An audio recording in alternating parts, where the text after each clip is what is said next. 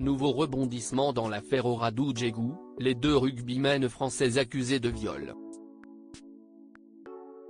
Comme rapporté ce mardi 27 août 2024, par Le Parisien, la plaignante aurait tenté de se suicider, selon ses avocats.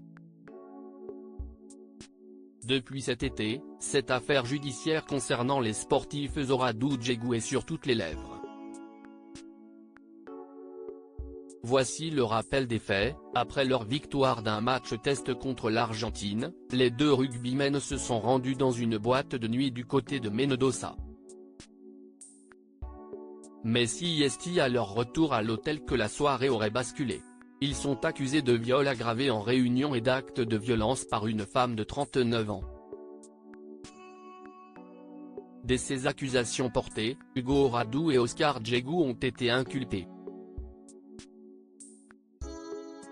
De leur côté, les sportifs ont clamé leur innocence et ont reconnu des relations intimes consenties et sans aucune forme de violence.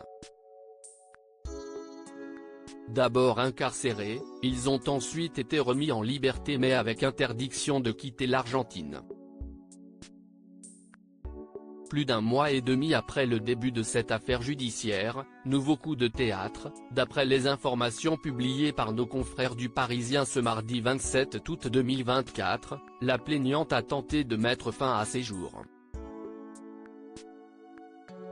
La plaignante a été sauvée par son père. C'est très tôt dans la journée du vendredi 23 août 2024, que la femme originaire d'Argentine a commis le pire, en essayant de mettre fin à ses jours.